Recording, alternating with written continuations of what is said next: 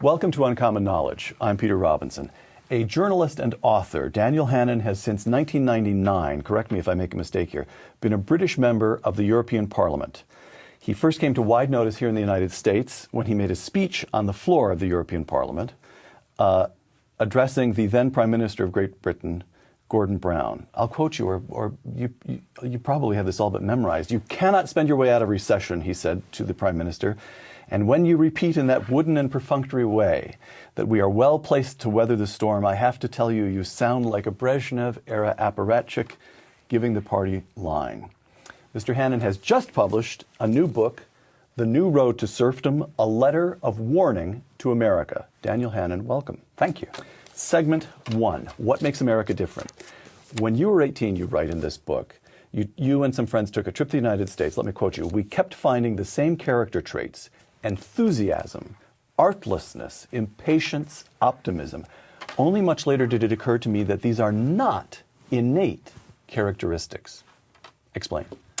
Well, very often when you talk about what makes American politics different, people on both sides of the Atlantic will say, well, it's culture. You know, Americans they're undeferential, they're restless, they don't have the class systems and the monarchies that Europe has and so on. But that answer doesn't really take you very far. I mean, culture isn't some numinous entity that exists alongside institutions. It's a product of institutions.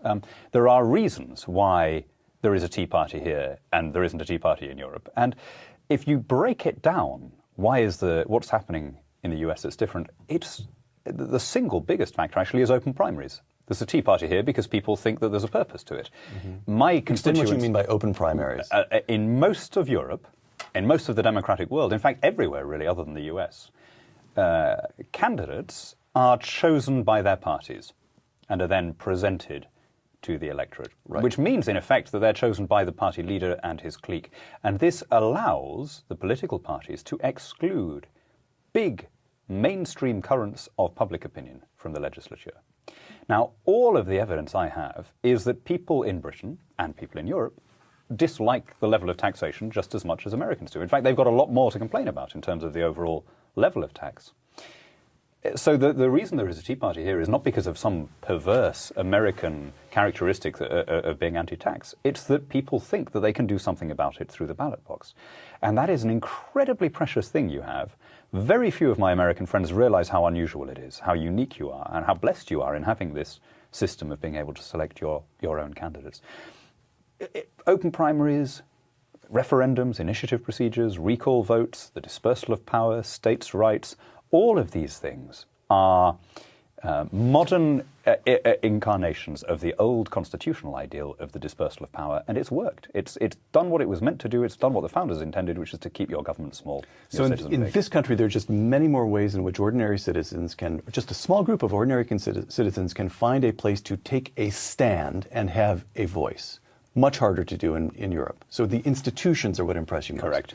I mean, a classic example in my own country being the issue of the European Union. The overwhelming majority of my constituents would like to leave the European Union. That is not a position publicly shared by any politicians, by any big newspaper, by any main political party. 55% of people... Even the Telegraph? Yeah, even the Telegraph. No national newspaper wants to leave the European Union, even though all the readers of all the national newspapers... Okay, now you're making another point, an additional point. I think it buttresses your argument, but it does seem to me distinct. There's no Fox News. There's no Rush Limbaugh. There's no alternative media. I have discovered only one website in all of Britain that's affiliated with is affiliated loosely with the Tory party that seems to have something of a little bit of a tea flavor. One website, and how many dozens upon dozens of websites do we have here? Now, why is that? Well, I think there are other websites, actually, and that is making a big difference. I mean, until very recently, there was a kind of media cartel, and you could kill a story just by not reporting it. Not out of conspiracy, but just because you didn't think it was important, because it didn't fit with your worldview. That is less and less true. I mean, the classic recent example being the leak of the University of East Anglia ClimateGate emails.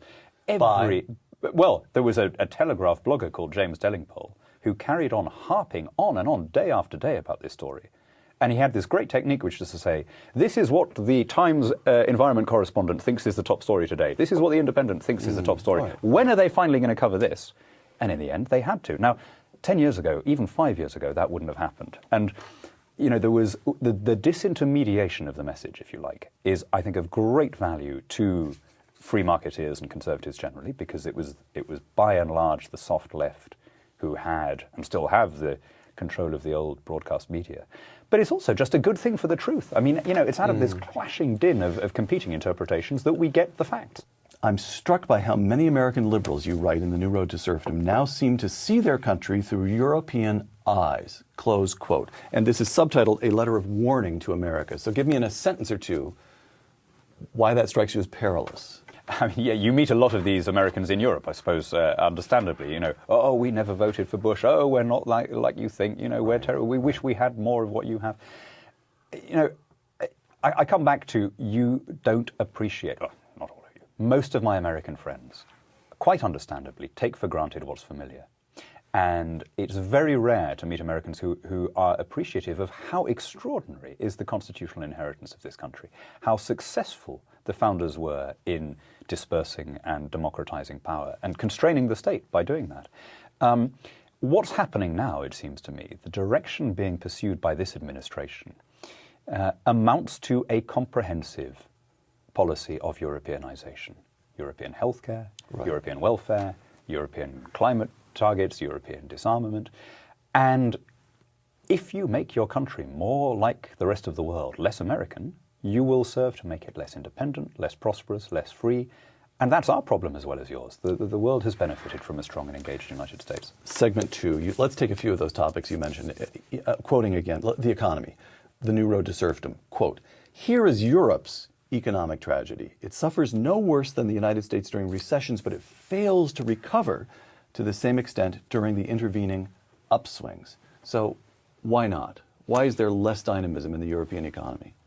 There has been an enormous amount of legislation, well-intentioned legislation, aimed at giving social protection to employees.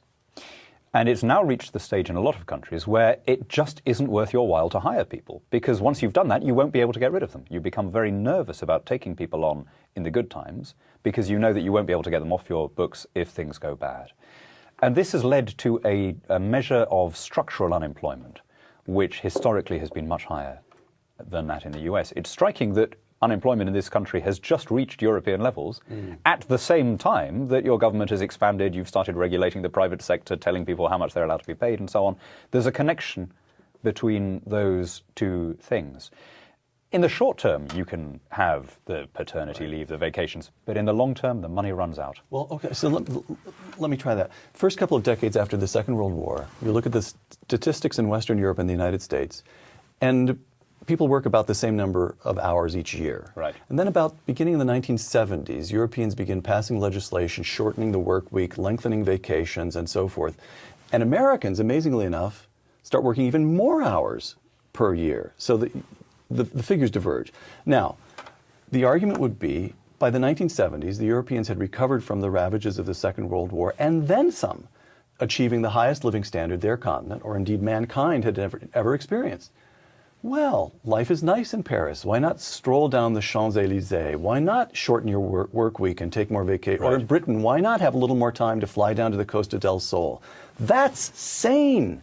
Relax, enjoy life. It's we Americans who are pathologically driven to achieve unthinkingly. Doesn't that make sense? Well, that is exactly the argument.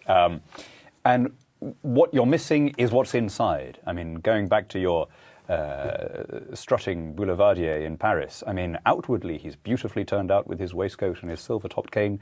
Inside he's rotted with syphilis. Something has gone badly wrong, and we're discovering it now. You're right. During the first couple of decades after the Second World War, Europe did indeed bounce back with extraordinary verve and vigor.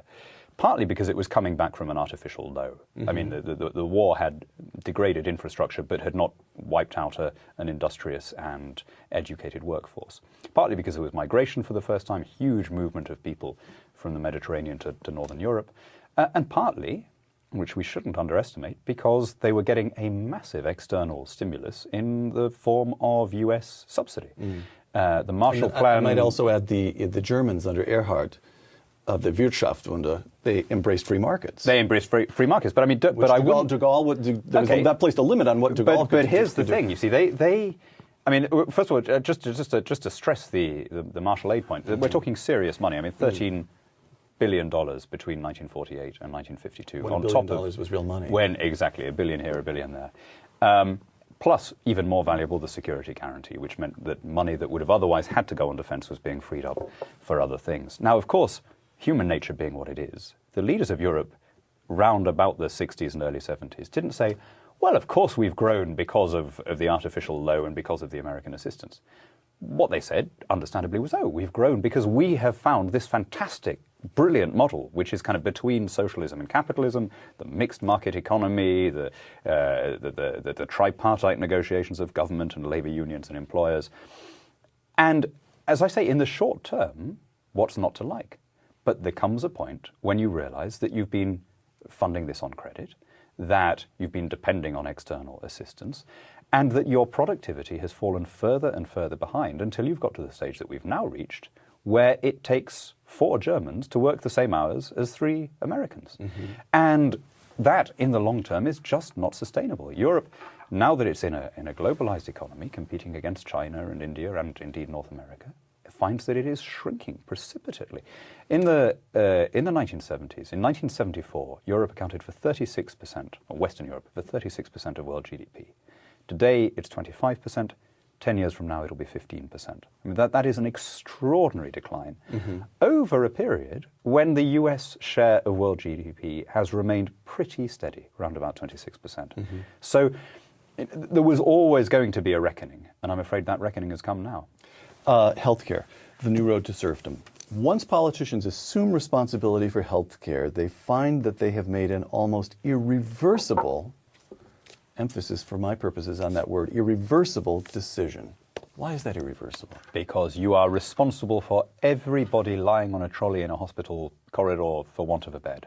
And anything that goes wrong can be blamed on lack of resources. And therefore, you find that you're in a situation where nobody... I mean, at the last election, all 3 British parties went into the campaign promising substantial reductions in public spending. All 3 of them had to tack on an exemption saying, but not healthcare, that budget will continue to grow in perpetuity. Because politically it's impossible. I mean, and actually morally it's impossible. How can you, as it were, be responsible for somebody suffering a preventable condition for lack of resources? You know, unless they are in some way responsible for their own resources, it puts you as the minister in an almost impossible position.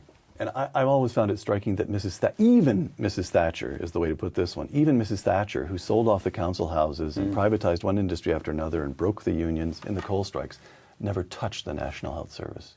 And her Chancellor, Nigel Lawson, after he retired, made a very striking observation as to why. He said the National Health Service is the closest thing we have to a religion. And the way the voter sees it is you have these sacerdotal figures, the doctors and the nurses, and then you have these laymen who call themselves the government. And plainly, for the laymen to tell the priests how to run their affairs, or indeed how to reform themselves in any way, is intolerable.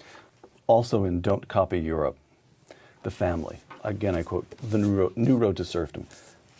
Quote, the state has assumed control over functions that were once discharged within families, health, education, daycare, provision for the elderly. So it is perhaps no surprise that the family itself in Europe is in decline.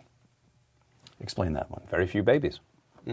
Demographers say you have to give me draw the line from the growth of the welfare state to the plummeting of the birth rate. I mean, it's not a simple line. The two things are not immediately sequential. There are other things going on. There's a whole bunch of reasons why the birth rate has been in decline, to do with the spread of contraception, women working. There's you know, some of these are very good things, and I don't want to oversimplify.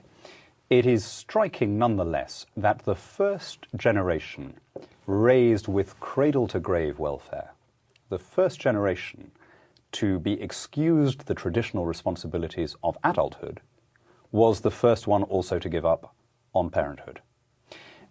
When the state expands, it squeezes out the private sphere. There was a time not so very long ago when any adult seeing a child out of school in term time would have said, why aren't you in class? Now that's seen as the government's job.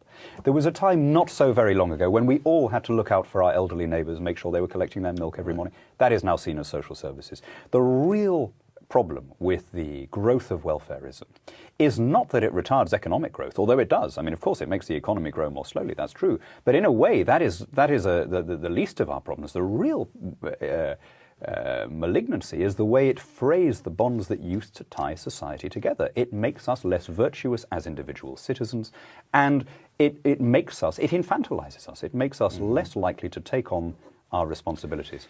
What Europeans most disdain in America is cultural conservatism. But I can't help noticing that values voters in the United States seem to be keeping up their numbers. Just as the United States is outbreeding Europe, so the Republicans are outbreeding the Democrats. There's a happy thought. Yeah, you go along to the mega churches in the Bible Belt offend European tastes, but there are plenty of children in their Sunday schools. And after the 2010 census figures come down, they will pick up those portions of the country will pick up seats in Congress. But I think that there is a general point about optimism and creating, if you like, a philoprogenitive society, a society where people want to have babies. The only European country that is breeding at replacement levels is Albania. The only place in Europe where the population would be growing without immigration, or at least sustaining itself. Turkey, the same if you count Turkey as a European country. I used to go to Turkey when my kids were babies, and I discovered that it is a perfectly normal thing in Turkey for a passing stranger of either sex to grab a baby out of a pram and lift it up in the air and say, thanks be to God. Now that doesn't happen in London very often. No. And I can't help thinking that there is probably a connection, that in a society where well, now, so what's the connection? You just named two countries. You're not suggesting that it's because Albania and Turkey have smaller welfare states? Oh, well, they do. They have much, much smaller welfare states, and they have much more important families. Well, and you have also just named the two Muslim countries in Europe. Indeed, they are less secularized. So, all right. So you're making a point about the welfare state or about religion or both? Again, those two things are not completely separate. As the state grows, the private sphere shrinks, and part of the private sphere is the role of the churches. Okay. Segment 4, America in the World. Again, let me quote The New Road to Serfdom. Throughout the 1990s, the realization gradually dawned on the Europeans that they no longer needed U.S. military protection, close quote. From which, what followed? Well, the European Union was able to assert itself as a distinct entity which had different and sometimes opposed values to the United States. Now, there's nothing intrinsically wrong with that. The US doesn't have a monopoly on right any more than any other country does. But if you look at the particular issues on which the European Union has challenged Washington, you see a mindset in Europe that is not particularly conducive to freedom and democracy. I mean, imagine a map of the world. Where on that map are the biggest causes of dispute between the US and Europe? I would say that they are Iran, where the European Union is trying to jolly the Ayatollahs out of their nuclear ambitions by being nice to them, constructive engagement. Israel-Palestine, the EU takes very seriously its role as the main funder of the Palestinian state, to the extent that it is having to circumvent its own rules on not financing terrorist organizations so as to keep funneling money to Hamas. China, where the EU has declared in principle its readiness to sell arms to the regime in Beijing, even though it hasn't yet sold any, and where it continues to isolate Taiwan. And I would add, let's say, supranationalism, the International Criminal Court, the landmine treaties, the G20 and Kyoto processes and so on. Now, on all of those, you see an ideological difference between Washington and Brussels. Washington is pushing for democracy rather than stability. The EU is pushing for stability rather than democracy. Both of them, if you like, are being true to their foundational principles. The US was born out of a popular revolt against a remote and autocratic government, and so its sympathy to this day, other things being equal, tends to be with democratization. Now, Daniel, you want the United States to remain self-confident, to retain the will to project its military power, to continue a central role in Europe, the Middle East, China, so you want all of that, right? Now, let me suggest to you an American point of view, which involves one part fatigue and one part exasperation. You said a moment ago that the European Union was able to assert itself. and you give example after example after example where they asserted themselves through talk, but really only through talk. So Milosevic gets out of control in the Balkans, and the Europeans are totally impotent. They simply do not pull themselves together to move in and contain a situation which is on their own continent. Only the armed forces of the United States raining bombs on Serbs brings that situation under control. Or, I give you an example from just a fortnight ago. I'll use the English term for 2 weeks just to make you feel at home here. When we now know that terrorist plans for Mumbai-style attacks were discovered. These attacks were to take place in Britain and France and perhaps elsewhere in Europe. Now then, who rains down predator bombs on Pakistan and Afghanistan to try to disrupt that plot? Who puts their troops in harm's way to try to contain that situation, to address that situation? And who, to this very moment, has not heard from a single European office holder so much as a single merci? So why should Americans continue to bear the burdens and the insults of the Europeans? Take up the white man's burden and reap his old reward. The blame of those ye better, the hate of those ye guard. I mean, not exclusively a white man's burden now, of course, but don't expect any thanks from those ye guard. That's not how human nature works. Some Europeans have been, almost since the Second World War, driven by this pathological need to bite the hand that freed them. Can you argue to me from the point of view of American interests why we should continue to put up with these insults? By the way, I don't think it is in America's interest to maintain costly and ungrateful garrisons all over the world. I think you need to be selective about where you do it. Okay, hold on. Then let me back up just a little bit farther, because during the 1980s, the late Irving Kristol, are you familiar with his work? Okay. The late Irving Kristol was a kind of, this was even during the Reagan years, he said, you know, NATO is getting a bit out of hand here. That made sense. Our spending a lot of money and having troops in Europe made sense when Europe was still recovering after the Second World War. But these are all rich countries now. We are infantilizing them. We should bring our troops home and let the Europeans defend them, Western Europe, of course, let them defend themselves, because we must not cocoon them from reality. Let them encounter reality itself. Was he right about that? Well, in terms of NATO, I think he was ahead of his time. No one would invent today an organization primarily designed to defend West Germany from a massed assault by Soviet T-72s. And yet, you know, if I look at the world now, where is the biggest deployment of British troops?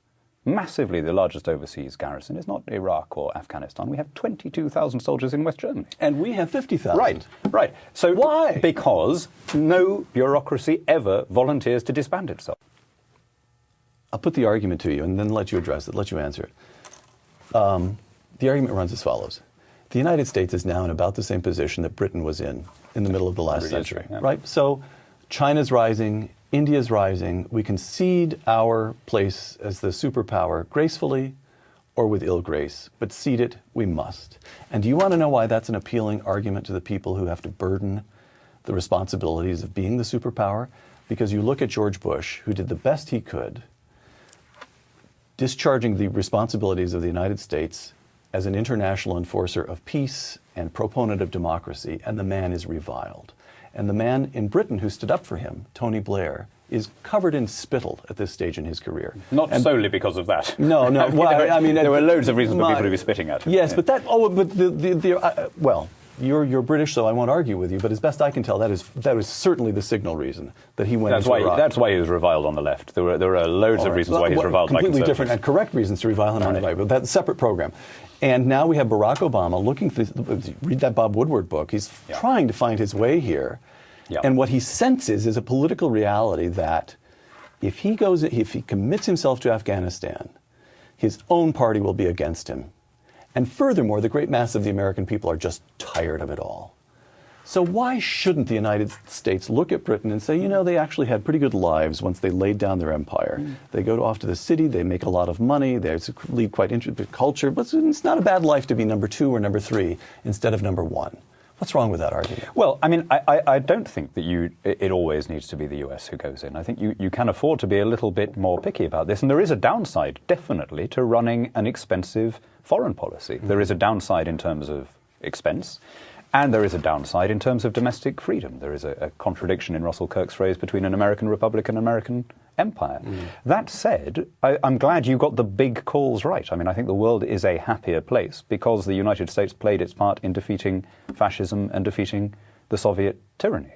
So it's not an all or nothing. I mean, you can question some of the forward foreign policy positions without being a pacifist, and I think So you'd at least let me argue for bringing those 50,000 troops in West Germany home. I mean, it's crazy for them to be there, yeah. Right. Yeah, no, I mean, by the way, I think that for the US, I want the world is fortunate at the moment in its superpower. We basically, with all the occasional errors that your country makes, as all countries do, I am glad that the preponderant power in the world is a liberal capitalist democracy rather than being Russia or China, right? Or the European Union. All right, segment 5, last segment. What is to be done? I quote you to yourself. You were writing in the Telegraph in March 2008. I'm sure you know what's coming because you've got to live this one down. I'm for Obama. You wrote those words. I'm for Obama. As a conservative and as a friend of America, I see huge attractions in an Obama presidency. Close quote. Explain yourself. All right. First of all, it was very difficult to muster much enthusiasm for the Republican Party by 2008. This was a party which, at its best, had done extraordinary things for freedom and democracy in this country, the party of Reagan, the party of the contract with America. But by the time of the 2008 presidential election, it had gone in a different direction. It had become a party of external protectionism and tariffs, a party that was striking down states' rights, a party that had massively expanded the federal government, the budget deficit, a party that had become... States' rights would be what? The No Child Left Behind Act? In the field of education, in the field of euthanasia, in the field of same-sex unions. I mean, wherever you stand on those issues, surely they are things that you can negotiate for yourself through your own democratic mechanisms and procedures state by state. It is crazy for Washington to be stepping in and telling so George W. Bush and Tom DeLuise and then at the spent end, too much money. All of that. And then when you thought it couldn't get any worse, they became a party of bailouts and nationalizations. It was very difficult by the end of 2008 to feel much enthusiasm for them. Barack Obama seemed to me someone who would make the US more popular, would provoke a certain amount of soul-searching from some of the more knee-jerk anti-Americans. It would cause them to re-examine their prejudices, which it did, actually. Let's be fair about that.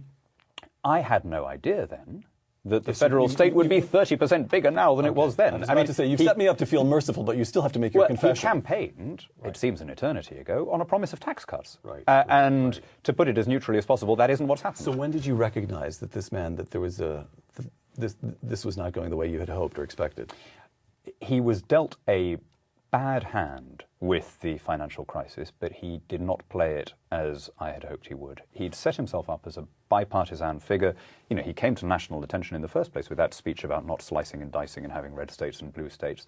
He had positioned himself, it seemed to me, as somebody who could do what a president is meant to do, which is to be above party. When people said of him, he's all things to all men, I would say, well, where is the dishonor in that?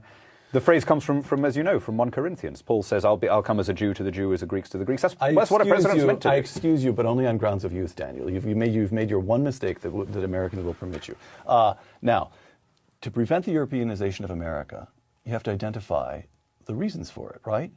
So what is the political or even the psychological mechanism? You have just laid out briefly on this program in detail in this book why it would be a terrible mistake for the United States to copy Europe with regard to immigration or healthcare or the economy or welfare or anything else. And yet here we are doing it. So what's the impulse? Why? Why does Barack Obama want this country to look more European? By and large, politicians are more warm about expansions of state power than the rest of us. And the reason why politicians like an expansion of state power is because they personally stand to benefit. I don't mean that. I don't mean to imply that they're corrupt or anything like that. It's just that they think they have the answers. We all do. It's natural to think that, and therefore you tend to be more impatient with constraints on your own power than you are on somebody else's. But the great thing about this country is that because of the system your founders designed, you still have the ability to control them. So the impulse is just, what it comes down to really is the usual self-seeking impulse of the priestly caste. Right, but people are almost always wiser than their leaders. I mean, I was really struck this week. I left France and it was on strike. as usual, because Sarkozy is raising the retirement age to 31 or something.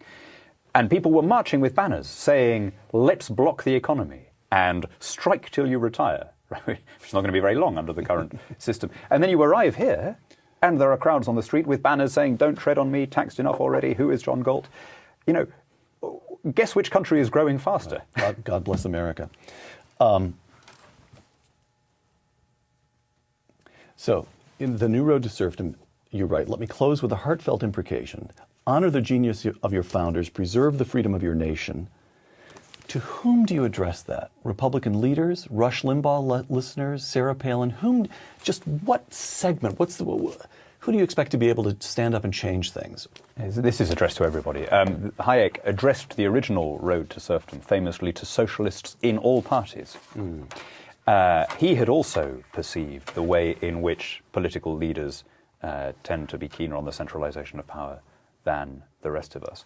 There's a wonderful line of Edmund Burke. He was in his reflections on the French Revolution, talking about the way in which people are wiser than the chattering classes, where he said, because half a dozen crickets concealed beneath a fern make the field ring with their importunate chink, while thousands of great cattle chew the cud in the shade of the great British oak and are silent, pray do not imagine that those who make all the noise are the only inhabitants of the field. In this country, as in mine, as everywhere else, people are wiser than their leaders. I will always repose my trust in the oxen rather than the grasshoppers, and I think you're going to be imposing yourself on the grasshoppers in a couple of weeks' time. Two views of America at this moment. One is economist Thomas Sowell. Quote, to follow Rome, one of the greatest civilizations of all time, as it degenerated and fractured, is especially painful in view of the parallels to what is happening in America in our own times. Historian Paul Ray, the political moment in which we live is a moment of great, great hope. The Obama administration is a gift to the friends of liberty. Decline and fall, rebirth and liberty. What's your assessment? The decline and fall of Rome happened because it became bureaucratized, taxed, centralized. It's what brings a civilization down in the end. Same thing happened to the Mings, to the Mughals, to the Ottomans. The genius of the West was pluralism, variety, the dispersal of power, personal enterprise and freedom. And that reached its highest incarnation in the old courthouse in Philadelphia, which is why when I see this country making the same mistakes that the rest of the world has done, going down this road towards federal czars, more regulation, higher taxes, when I see power shifting from the 50 states to Washington, from the elected representative to the federal bureaucrat, from the state, from the citizen to the state, as a British conservative who likes to think of this country as being a repository for our traditional concepts of British freedom, that really pains me. You deserve better as a people, and the world deserves better. Penultimate question. The frontispiece of the New Road to Serfdom comes from Thomas Paine's famous pamphlet, Common Sense, 1776, quote, the cause of America is in great measure the cause of all mankind, close quote. Why did you choose that? Like him, I am a British subject interested and involved in the survival and success of American freedom. You will perhaps allow me a measure of additional pride as a British conservative when I look at the structures of this country, when I say that they were not dreamed up in a vacuum. If you go back and you look at what the Patriot leaders were arguing at the time, they didn't see themselves as revolutionaries. They saw themselves as conservatives. As far as they were concerned, all they were asserting was what they had always assumed to be their birthright as Englishmen. Mm-hmm. And that's why, and I don't think I'm unusual, actually, among my countrymen in this regard. When I look at the success of this country, it's like a man looking at the success of a wealthy nephew who may have become wealthier than him, and you sometimes have to tease him a little bit, but secretly you're bursting with pride because you can see that it's the same ideology. Final question. Our interview will air just a few days before the election. If you could address one sentence to Americans to ponder just before going into the voting booth, what would you say, Daniel? Be aware of how lucky you are, how unique you are. This country has been made different from the rest of the world because of a sublime set of institutions that were designed by exceptional men. If one generation of leaders presumes to strike down those institutions in the name of short-term contingency, it will make your country less American, by which I mean less prosperous, less democratic, less free. Daniel Hannan, author of The New Road to Serfdom, A Letter of Warning to America. Thank you for joining us. Thank you. I'm Peter Robinson for Uncommon Knowledge and the Hoover Institution. Thank you.